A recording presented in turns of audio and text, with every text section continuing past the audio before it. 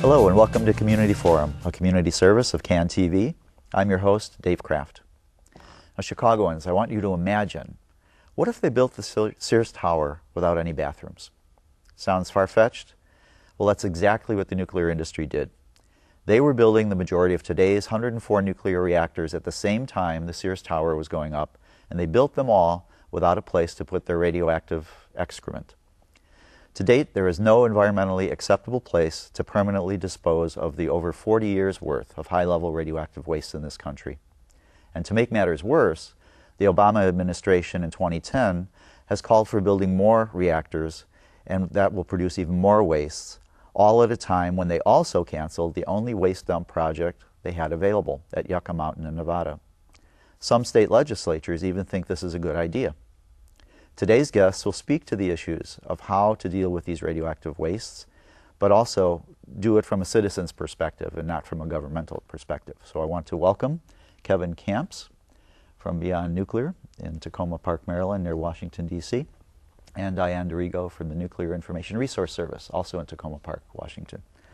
So, thank you for coming on board. Thank you. You guys have been doing this a long time. I was thinking that nuclear age is, what, 50, 60 years old, and you've got about how much experience with this? Why don't you tell us a little bit about your groups and what you do? Okay. Beyond Nuclear is a watchdog organization on the nuclear power industry, and we do some work on the nuclear weapons industry as well. That could be the high-level radioactive waste issue. So, for example, the Yucca Mountain dump site that was proposed in Nevada, now canceled, would be 90% commercial high-level radioactive waste and 10% Department of Energy, mostly nuclear weapons radioactive waste. And so that's the area at Beyond Nuclear that I do. Mm-hmm. And Diane? Nuclear Information and Resource Service started about 1978, originally to assist communities around the country that were intervening to stop nuclear power plants, this first round of 100 nuclear reactors that we currently have operating. And there had been plans for many, many more.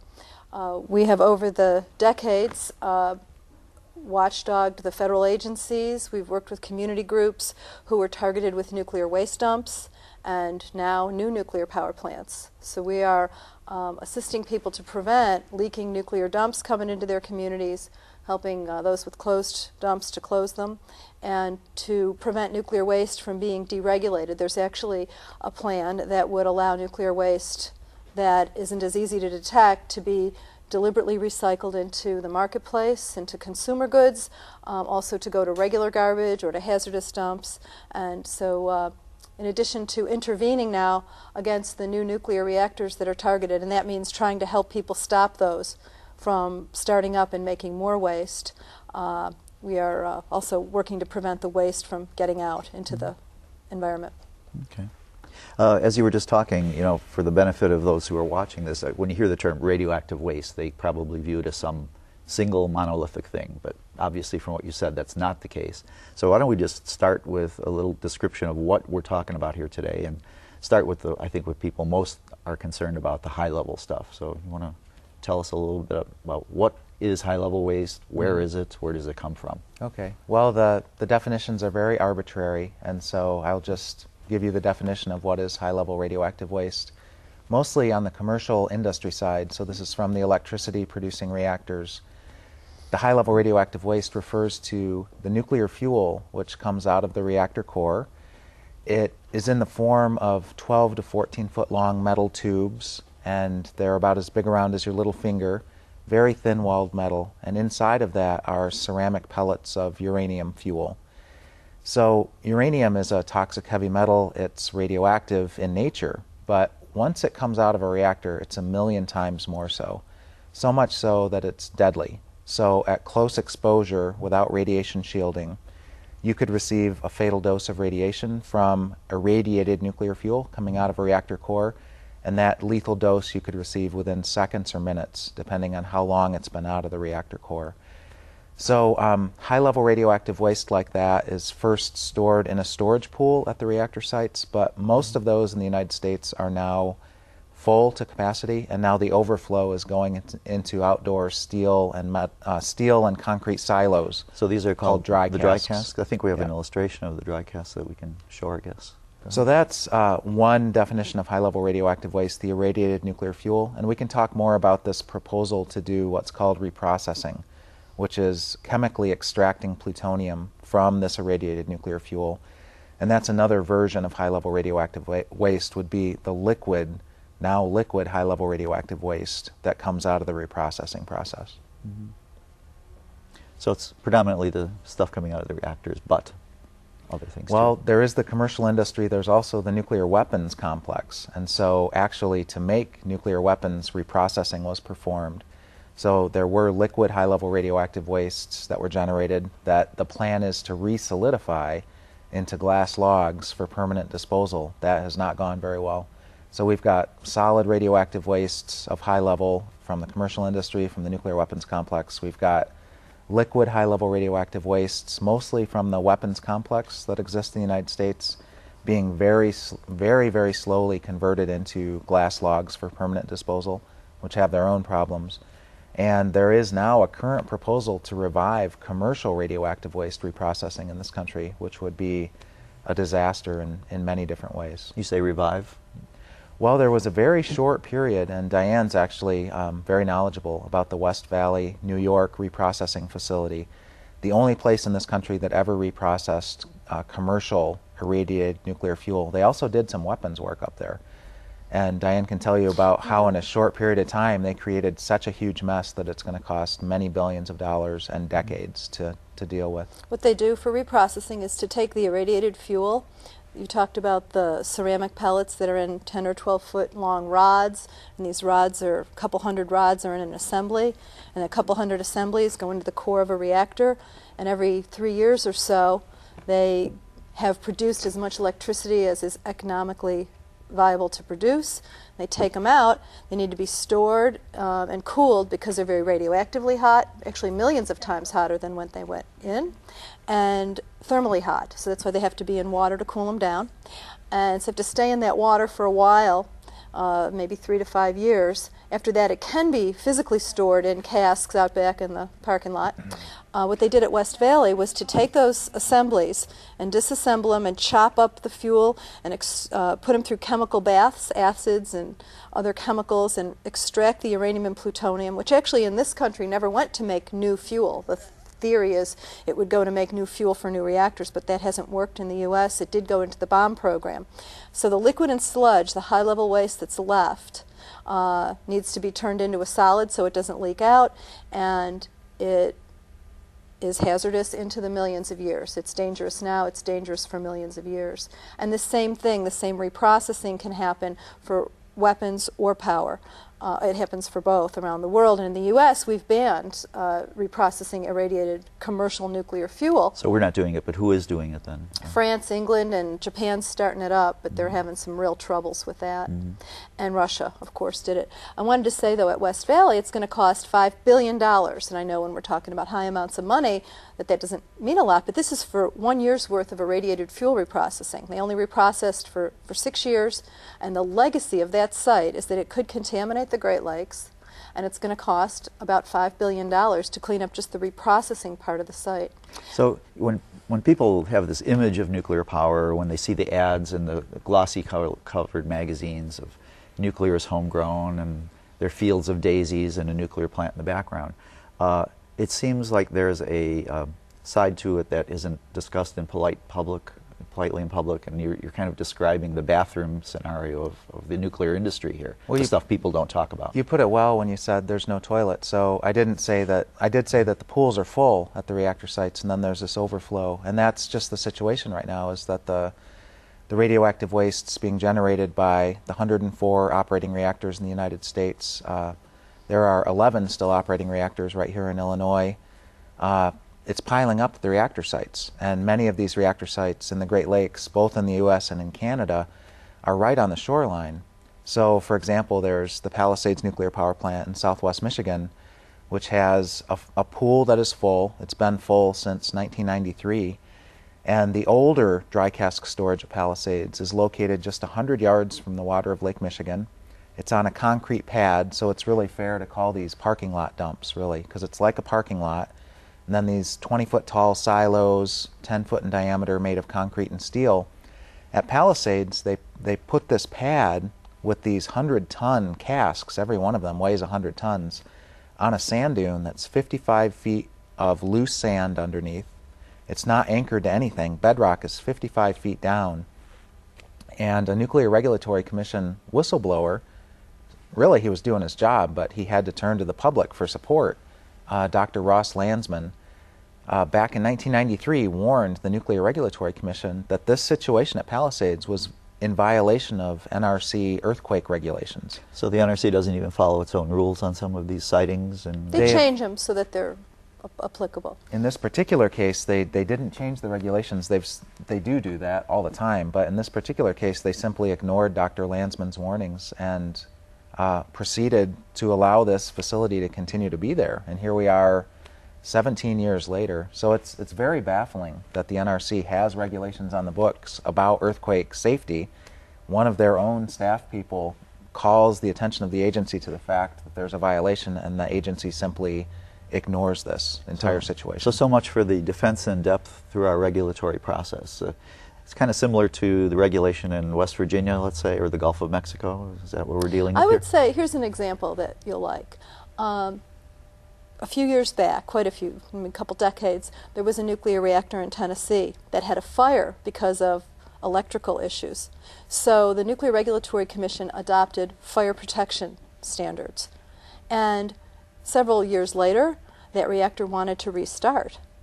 And so they exempted that reactor from the fire protection standards that had been developed because that reactor had had a fire, a dangerous fire. Impeccable government logic. I wanted to also, if it's okay, we talked about high-level waste. I wanted to get back to where you were to heading. finish, on what is radioactive waste, because there is this terrible irradiated fuel, immediate death if you're exposed unshielded, just a few seconds, and within those rods are radioactive elements that form when the uranium splits. So you've got cesium, which goes to muscle, and strontium, which goes to bone, and iodine, radioactive iodine, that goes to the thyroid. These form in the fuel rods when the nuclear power is being generated. The rods, though, get little pinhole pricks and cracks, and that stuff leaks out into the cooling water. So it's high-level waste when it's in the rods, and presto, that same plutonium, cesium, strontium, iodine, neptunium leaks out into the water, becomes, quote, low-level radioactive waste. Now, how do they capture that? There are filters and resins that they run the water through, and these capture much of that radioactivity, not all of it. It's legally allowable for nuclear power plants to release some of that radioactivity into the air and the water. And these are routine releases that happen every day that a reactor is operating. The filters and sludges and resins that capture what they can, these can, if heavily loaded, give a lethal dose to somebody, could kill you in 20 minutes unshielded. Now, wait a second. Now, this is the low-level waste. Right. And the reason I ask you that is because Illinois and many other states in the past had very controversial hearings and public processes to cite new low-level radioactive waste dumps. And the industry was going around telling people that low-level waste was harmless, it was contaminated clothing and tools and medical waste and carcasses of dead animals used in laboratory tests. Well, all and those what you're things, saying is something entirely different. Well, those things are not entirely, but the meaningful part of the so-called low-level waste stream, 99% of the radioactivity comes from nuclear power. There's a small percent of the radioactivity that comes from other places. Generally, medical waste, the radioiodine used in medical treatment or in diagnosis is very short-lasting, a few days that it remains radioactive. But the radioactivity from nuclear power includes elements that are hazardous for a long time, into millions of years in some cases. And it also includes much higher concentrations of the material. So volume-wise, it's mostly from nuclear power, but radioactivity-wise, it's almost all from nuclear power in Okay, this so I think category. it's safe to say then that it may be low level, but it's not low hazard. Right, low level is not low risk. Okay. And what's happening with that now is that it's being stored at reactors. There's one dump in Utah that's taking Illinois' waste. There's a dump in South Carolina and in Washington that take waste from a few reactors in the country. But most of the nuclear power plants in the country don't have a place to send the hottest of their so-called low-level waste. So now the eyes of the country are on a proposed nuclear dump in Texas, waste control specialists, and also on the way to that dump, there are several processors in Tennessee who do something that really should not be done with radioactive waste. It should not be burned or heat treated, because if radioactivity gets into the air, that's the worst way that one could be exposed, is to inhale it. It'd be a direct pathway. So the goal with radioactive waste needs to be to try to isolate from the environment. But by transporting it to processors that chop it and smelt it and melt it and burn it and repackage it, and in some cases deregulate it, pretend it's not radioactive and send it into regular garbage dumps or into recycling, it gets out and it's dispersing the waste from both the power and the weapons complex. But then they want to send it down to Texas to trenches. The 6 dumps that had operated in this country, one being here in Sheffield, Illinois, but being in several other places around the U.S., both in wet and dry climates, have all leaked or are leaking, and in most cases are costing the states in which they're located, state taxpayers, money to manage or have cost money to try to repair. And so this dump in Texas is now targeted to take nuclear waste from the majority of the reactors around the country and possibly around the world. Sort of a super dump. That's the hope of the people that are. It's only supposed to be for Texas and Vermont right now. Okay, we're going to shift gears a little bit, because with the time remaining, because we've given a good background of what's happened. Now we got to look forward. As I said at the beginning of the show, the Obama administration has this kind of weird schizophrenic policy going now of let's build more reactors, but we have no place to put the waste. So could you talk a little bit about what is the administration's intentions, what is their policy, what are they going to be doing on the radioactive waste front? Kevin, you want to start? Well, it was a very wise decision by President Obama and Energy Secretary Chu to cancel the Yucca Mountain dump proposal. This is Yucca Mountain, Nevada. I think we have a photo of the site here we could put up. This was a proposal to bury the high-level radioactive waste coming from both the commercial nuclear power industry, 90% of the waste would be coming from there, 10% from the Department of Energy nuclear weapons complex. The first 70,000 metric tons of high-level radioactive waste in the country were going to be buried at Yucca Mountain, Nevada. But the geology is unsuitable. That's been shown clearly. It belongs to the Western Shoshone Indian Nation by treaty rights. So it was a very wise and proper decision to cancel this project. But what it means is the now 63,000 metric tons of commercial radioactive waste in this country, we're back to the year 1957, the year the first reactor fired up in Shippingport, Pennsylvania, the year the promise was made initially by the federal government to take this waste from the industry, unprecedented in history of industry. So where we're at is the Obama administration has created a new panel called, tellingly, the Blue Ribbon Commission on America's Nuclear Future. And it seems that this panel considers radioactive waste a side issue, because the real agenda seems to be expanding atomic energy. Who are the people on this panel? Who got appointed? Well, the chairmen, there are 2 of them, are Lee Hamilton, a former congressman of long tenure in the U.S. House of Representatives, and Brent Scowcroft, a U.S. Army general who served as President Ford and President Bush Sr.'s national security advisor. Those are the 2 co-chairs. There are some others on the committee that we find particularly unacceptable in some regards. So John Rowe, the Chief Executive Officer of Exelon Nuclear, based in Chicago. Pete Domenici, a former Republican senator from New Mexico who has been a proponent of atomic energy in all its aspects for decades. These are some of the folks. The former Nuclear Regulatory Commission Chairman, Richard Meserve, who was presiding over the commission when the Davis-Besse nuclear power plant near Toledo had a massive corrosion incident in its reactor lid. So that was the nearest thing to a major accident since 3 Mile Island had a meltdown in 1979. So would you say the deck is stacked? It's an unbalanced panel. Natural Resources Defense Council has really pointed out that under the applicable law, the Federal Advisory Committee Act, there is supposed to be balance on this committee.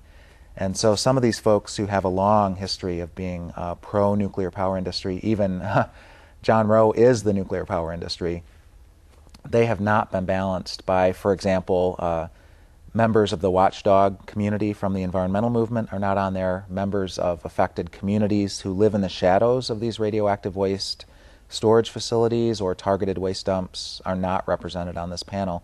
The panel will invite them sometimes to speak for 3 or 5 minutes at the end of a session to give comments. They've had representatives appear before them for 15-minute presentations with 15 minutes of Q&A, but it's not balanced. So maybe Diane, you can jump in here a little bit.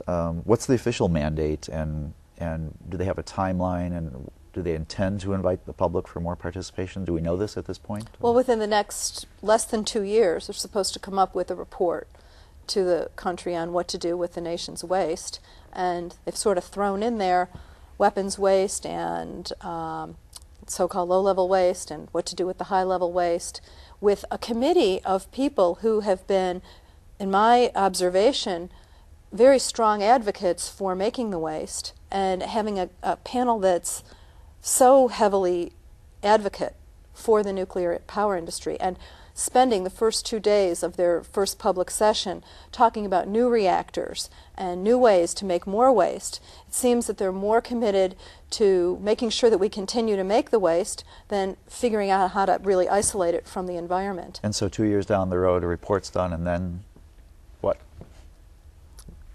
Well, I don't know what's going to happen Okay. after that. I mean, what we've done is meet this weekend here in Chicago with community groups, people who've been grappling with this problem for, some of us, decades, to fashion a Green Ribbon Commission response, or actually not a response, but to take our own initiative to look ahead to what we think should really be done with the country's energy future.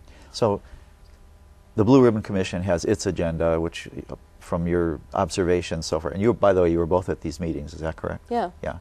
And it's to really perpetuate making waste, keeping the industry going. And the citizen response would be what? What would you... Well, there was one participant who came to mind when I listened to Dee. His name is Michael Keegan from Coalition for Nuclear-Free Great Lakes. He's with Don't Waste Michigan. He's with Great Lakes United. It's nuclear-free Green Energy Task Force. He's based in Monroe, Michigan, the home of the Fermi nuclear power plant, which he's been watchdogging for 30 years. And his line about all this is that it's all about illusions of solutions. So Yucca Mountain, Nevada, he will say, has been a huge success for the nuclear power industry. It's been a 25, 30-year illusion of a solution to the nuclear waste problem, which now is over. The illusion is over. It's not happening, and thankfully not. Well, the newest proposed illusion of a solution is reprocessing. So there's a lot of talk on the Blue Ribbon Commission about the magic answer of reprocessing. Well, actually, it will lead to nuclear weapons proliferation. It will cost hundreds of billions of dollars that taxpayers will spend. And as Dee described at West Valley, New York, it will create environmental ruin. It's high worker exposure. It's and public a lot health of worse waste. Catastrophe wherever it takes place. So what are our proposals? One of the basic first proposals is stop making it.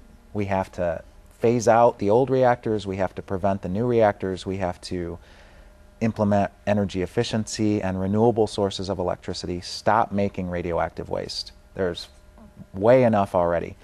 And then for the stuff that already exists, the proposal that is growing in consensus across the environmental movement is called hardened on-site storage.